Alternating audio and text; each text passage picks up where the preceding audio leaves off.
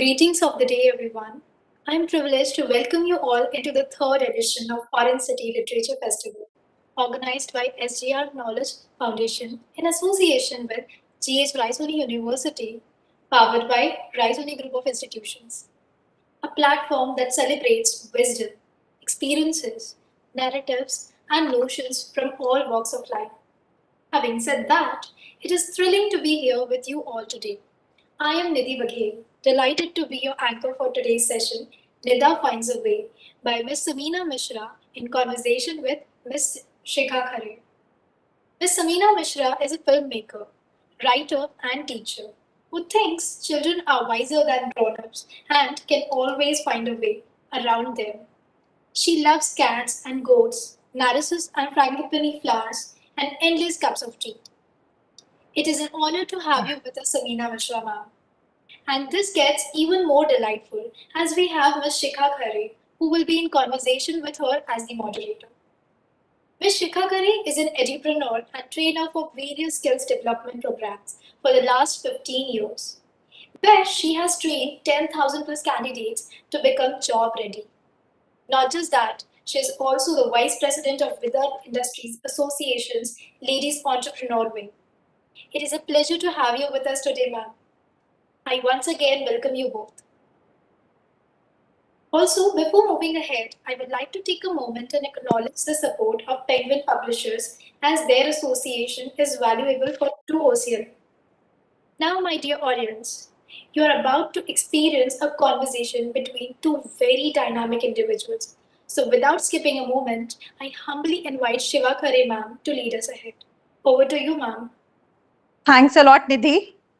And it's indeed a pleasure to be in conversation with a dynamic woman who is a filmmaker, who is teacher, and an author. So, Samina, it's great to have you and share the screen with you. I'm excited, and a warm welcome to all the audience who are watching us live here. So, without wasting any time, the first thing first. So, when did you discover your passion for writing? Well, thank you first of all for having me here. It's always nice to reach out to new audiences and new readership. When did I discover? I guess, as a child, I used to read a lot. I loved stories even as a child. And, as most children do, if you like to read, then you like to also write. So I used to write in this very, trying to copy Enid Blyton type of way. Uh, so I think I always sort of was interested. But I didn't really know if I would sort of, it would become part of what I do professionally in the way that I do it now, perhaps till later. I knew I was interested in doing things around media. I knew I was interested in doing things with and for children as I was studying in my various sort of programs. But that maybe came a little bit later, that I could actually maybe write something and put it out there and somebody would be interested in reading it. Right. So I was doing a little research, and then because I loved your introduction, and I was actually sitting with my daughter and telling her that she loves goats, she loves narcissus flower and frangipani flower, and she loves cats. And she said, "Mom, this is the kind of introduction that should be there." I said, "Yeah." I'm glad to know that a child thinks so, because it was written keeping them in mind. Yes. So she was really like, "Oh, Mama, it's going to be fun." And she's watching us live, by the way. So, moving ahead further, I even did a research. So I got to understand that you did your graduation from St. Stephen's College, Delhi. Yeah. And so during your graduation, were you a part of might be storytelling or arts and drama? And how did you get into filmmaking? Like, okay, so I did history at the undergraduate level, and I was involved in a few things in college. But at that time, not there was no storytelling and all in the way that it has become, in the last 2 decades here. But there was college festivals and that kind of thing. I knew that I wanted to do something with the media. I was not very sure on like sort of what part of it, what form it will Yeah. take. So at that time, the mass communication program, particularly the one at Jamia Millia Islamia, which was I think one of the first postgraduate Mm. degree programs, that had started in the late 80s, and I was Right. in my BA. I was in my BA 86 to 89. Hmm. So it became like it was quite a sort of popular and prestigious thing. And I knew some seniors who had also applied for Okay. it. And also, I went and visited the center. And so I thought of doing that because it had a kind of broad based program. So Right. there was film, there was radio, there was, many things in it. And I did that. And I think those 2 years were very important years for me because I really learned a lot. I met different kinds of people, like my peers, my classmates were from Right. very different kinds of backgrounds. They challenged me the way I thought, the kinds of Hmm. things that I started to see. So those were very important years for me, I think. And that helped me also then to, what is education actually should be about being able to figure out, what you want to do, how you want to live your life. Absolutely. And I mean, it Your should purpose really in be, life. yeah, Yeah, it should correct. start early on. But for us, I mean, definitely in my generation, we just like did the thing that was expected and you moved on and moved on and you just tried to do Hmm. well academically. That was the only Right. thing. But I think in those 2 years, I really like understood the things that I enjoyed and that I was skilled at and trying to figure out how the two things can come together for me to uh, make my life. Right. So I also read that you do a lot of workshops, and the workshops are more about taking the students to the streets, and even yeah, I it's don't like know what's. yeah, it's like a street visit to Nizamuddin, and know your neighborhood, and I do so many kinds of workshops, but those yes. are sort of part of some things that I do. Yeah, I So mean, it is it like linked with storytelling, that is the way you start, because you get to know your neighborhood more. yeah. It is where you become more creative as far as story writing is concerned. So I do workshops with children in a way that allows them to sort of engage with their world. And so that can become your physical world. And therefore, we've done stuff around the neighborhood and all of that. And the one in Right. Nizamuddin that you're referring to was that. I feel it's really important. Children are increasingly like brought up in a way where they're like very cloistered, and grown-ups are constantly sort of putting parameters around them. And I think it's really Correct. important that children get a chance to actually engage with the world, because that is how you understand what the world is and what is your place in it, and how you want to live and what you want to do with it. For me, being Yeah. out in the field and on the ground is Hmm. very critical, because that you're right, my stories and what I want to Yeah. say comes from that interaction. Yes, Otherwise because I if we feel. look at this, like you were talking about Yes, the parameters, so in this book that we exactly. are going to talk about today, Nida finds a way. The dad, Abba, I would call him Abba. He is very protective, highly protective about his daughter. So rather than me speaking more about it, I want you to Okay. tell audience about this. This is a lovely cover, by the way. So how did you think about Nida? Nida finds a way. Because so like that, like I said, that I feel very much that parents, and from coming from a good Yeah. place of being protective, but I feel that children's lives are very circumscribed, and I think children should have the possibility to explore. So it came from that, and it also Yeah. came from the need to have stories like that. This is a universal thing, all children and all Correct. parents. I mean, there'll be some varying Correct. degrees, but that's the sort of struggle. It's um, like a no, but no, no. I love yes. that dialogue. Every time it was like Abu was saying, no, So no, no. shall I, I'm hoping there are children listening to this. Shall I read a little bit Yes, from the book? please, Yeah. please, please do that. Yes. Okay. So it starts off with what is called the bicycle quest. Right. I want to ride a bicycle, Nida sang out. Her small hand, quite big for a 7-year-old, she thought, was folded into Abba's large one as they walked together through the streets of Abul Fazl enclave. The large hand quivered and tried a strange move, as if it wanted to hold on, not just the small hand, but also the wrist, maybe the entire arm. No, no, no. Abbas stopped walking. Nida looked up. His eyes were That's the round like picture. puris. His beard twitched nervously in all directions like the traffic on the street. Do you see this road? Nida looked down at the road. It was black like most roads. Many kinds of wheels rolled past. Scooter tires, car tires, rickshaw wheels, bicycle wheels. Do you see this traffic? Nida looked up. A red Maruti was overtaking a faded white tempo. A motorcycle was swaying to the right, a rickshaw swerving to the left. No cycling for you. Imran went past on a cycle, much too big for him, riding scissor style. He was in Nida's class. Nida, look, no hands. Show off, thought Nida, and turned to Abba. No, not like that, she began. I don't want to ride like that. But Abba's eyes had become rounder, his face had become red. So, this thing of, parents wanting to protect the child, we all experience it. But one of the things that sort of prompted the book was also that I feel that it is important that the stories that we read are about all kinds of children.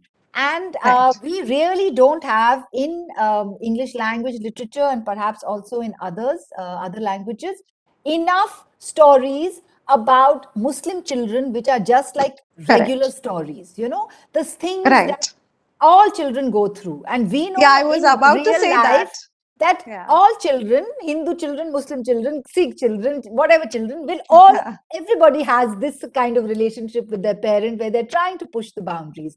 But we never really, Muslim children are more often written about, then the stories become about them being Muslim and, like having to either fight for something, or I don't know, it all is, but not instead about the small everyday things. And I think that that's really important, because otherwise we don't think of them as being the same as us, then they seem to be another category and not like all children, No, children are children, be it Hindu or Muslim, they are children and they have the same kind of relation that they share with their parents.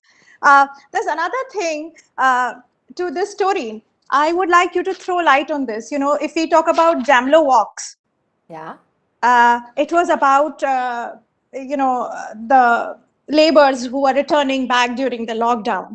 If we talk about Nida Finds a Way, so it was again about the protest, and I love the way that you actually gave the caption saying, it says, what test?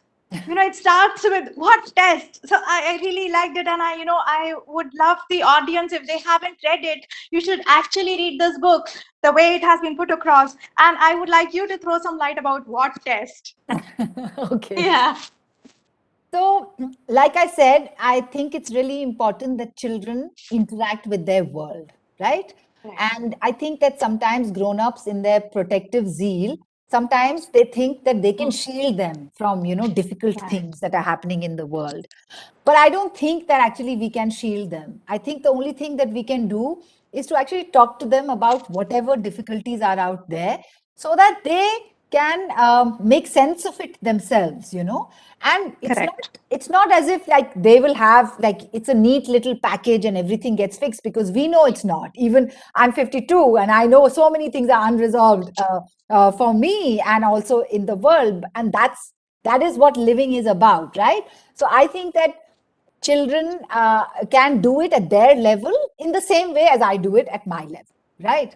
So when I started to write this story, it was before the protests actually began. Okay, so the first part of the kind of story, which is about the bicycle and all of that, so it was just this desire to write about a parent-child relationship, and also have this sort of Muslim girl. And because I live in Jamia and I'm familiar with this sort of neighborhood, I set it in that neighborhood, because it's largely inhabited by Muslim families. So I kind of know the thing. And I feel it's really important also that our writing should have, the texture of our world. And that only comes from things that we are familiar with, either we must know them or we must research them well enough to know them. So I set it here. And I sort of wrote up the first thing. And then, of course, all this happened, in the winter of 2019. And when that happened, I said to you in the beginning that I wanted to just write a story where the girl is Muslim, but it's not about her being Muslim. It's just about It was everyday things. Yeah, correct. But when this happened, Huh. I mean, how could it not become part of the story? Because there was Nida Yeah. actually living in this neighborhood. And if I Right. believe that children should engage with things in their world, and this is what is happening in our world, then Right. it had to become part of Nida's story, And so it became Right. about like, what does it really mean for Correct. her to be sort of like a Muslim child in that sense, Suddenly it became also about that. And I know that also many, there were many attempts. I used to go both to the Jamia protest site and to Shaheen Bagh. And, I sort of sometimes used to go to the library and I donated some books. Sometimes I would go and do storytelling. Right. And I know that many children came there and they, really, it was such a vibrant space. They learned. Yeah. People were holding, the activists over there were holding sessions on the constitution and, things like that. Yeah. And for many kids who who go to just some regular school with not so much, like where the teachers may not be as sort of interested in doing things in different ways, these were really good experiences. This was also education that was happening there for them. And this idea then of like the protest and children's place in the public protest became something that I was interested in. And then, of course, you have beautifully brought it in this book. You have beautifully written it in this book. Yeah. So I really loved it, and I actually wish everybody goes through it. Shall I read you a bit from that? Yeah, sure. Absolutely. Yeah. I'll read from this protest section where she's,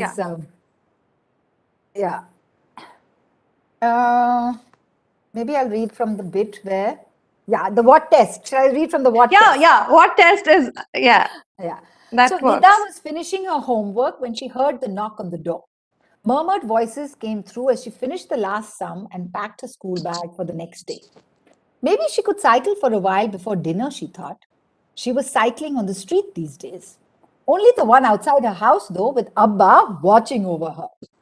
She went towards the front door where Abba stood talking to Fahim Khalu. They caught sight of her and Abba spoke sharply. No going out just now, Nida. But I finished my homework. No. Nida hadn't heard that in a while. She went closer and sure enough, there it was. Beard twitching, eyes becoming round. The arms were not flapping, but Nida could see that Abba the warrior was back. Sigh. The next morning, when the rickshaw came to pick her up for school, she heard Abba ask the rickshaw bhaiya how things were. They are saying there will be a protest. Abba's beard went all over the place. Nida didn't know what the word meant and thought maybe Abba hated tests, just like her. But before she could say anything to him, bhaiya called out a salam and drove off. As she entered school, she heard a few teachers saying something about a test. Oh no, was there a test she had forgotten about? But class was normal. She handed in her homework and was pleased to see that only 2 sums were wrong. The rest of the day was pretty regular. At break, Mariam shared a packet of chips with her and they played Langri Town. Then it was Hindi class and Yasmin Miss started them on a new poem. Just as she had finished reading it out with all the children reciting line by line after her, Preeti Miss came to the class. The children were told to underline all the nouns in the poem. The 2 teachers huddled together, talking in low voices. At dispersal time, Nida noticed the teachers talking to all the rickshaw bhaiyas one by one. It was odd because normally they were in as much of a rush to leave school as the children. But her rickshaw bhaiya didn't tell them anything and soon she was home. Amma gave her a paratha and told her to take a nap after lunch. But I want to go outside, Nida said. I don't have any homework today. Abba said, no going out for a few days. Why? Nida was not happy. Abba said so. Dadi made a sound. Dadi often said she had never seen a father behave like Abba the warrior. But when Nida looked at her, she said, you have to listen to your parents, Nida. Maybe on Sunday we can go out somewhere. Nida knew Dadi was just trying to distract her. She couldn't argue because Sifat Khala came in just then saying she had something to discuss. Dadi and Ammi sent Nida inside. Over the next few days, Nida heard the new word again and again. Sometimes it sounded like protest, other times like protest or protest or protest. When she walked to Quran class, she heard the sabzi wala say to the woman buying vegetables, "Hurry up and buy what you want. I'm going to the protest." When she waited for the e-rickshaw to pass so she could cross the road, she heard the driver tell the passengers, "It's a little crowded today, the road to the protest." When Imran ran off at the end of Quran class instead of walking with her, he shouted out, "I'm going to the protest with all my cousins." But no one was telling her what it was. I need a dictionary, Nida thought. So, this is what happens when there Yeah. are big things Yeah. happening in the world. Children Right. are hearing it. Children are imbibing things. They're getting fragments. There's so much information, TV, so Correct. social media is around us all the time. Kids get to Right. hear. They listen, overhear adult conversation. Samina, I really liked you mentioning about Langdi tongue, and you mentioned about cycling, because today in today's technology, you have students playing with mobile phone, playing games like Candy Crush or PUBG, or they are busy doing that. So it's really nice that you actually made a point to mention Langdi tongue, and I think that students should go out and they should know the games that we used to play in our times, which nowadays kids are just glued to their handset. Yeah. To their device. That should not be the case. But even parents were helpless. Like for me also, my daughter had her sessions online. I mean, you have to make it a point that they have tech things in place so that they can attend on to classes. So yeah, but then they should go out. That has to be there. I actually want you to give advice to writers, because you are more onto media for children, all right? So if you can give some advice to the writers who plan to, or filmmakers who want to enter this field, so what would be this advice to these budding or aspiring writers and filmmakers? I think the most sort of important thing that I consider the most important is you must live. You must engage with the world, which is not your own. You must step out of your comfort zone and explore the world and try things and observe and interact with people and talk to people who you may not necessarily come across in your everyday. So go outside of your little world, and try to explore as much as you can, because to write something, to create anything, you should have something you want to say. And where does that something you want to say come from? It can only come from having lived and seen something, and that having made you think of something. I think that's really the most important thing. All right. There's another thing. Now, you are a filmmaker. Can we just talk a little bit about the filmmaking process also? Sure. Yeah, Nidhi, yes, I am aware of the time. Yeah. All right. So just one or two more questions to go. So talking about this filmmaking, you have, again, travel is always there. So this film, the name is Jagriti Express and Jagriti Yatra. So it's more about the train journey. So how did this idea come about? So this is actually, it's a commissioned film. So the Jagriti Yatra is an annual event. I mean, I don't think it must have happened in the pandemic, but otherwise it's an annual event which is organized by this organization that works towards getting young people, sort of sensitizing them, making them more aware of, what are the challenges that India faces, by taking them on this journey where they see a lot of India, they see it in all its diversity.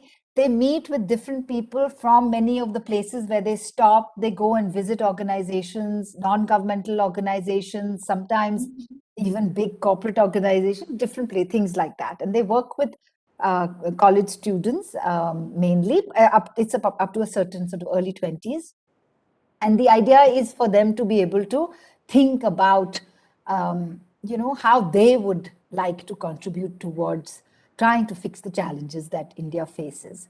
So it was a commissioned film, and for me, it was really about being able to again talk to young people to see how do they respond to something like that. Like what are the ideas that they had about India before, and how does that change?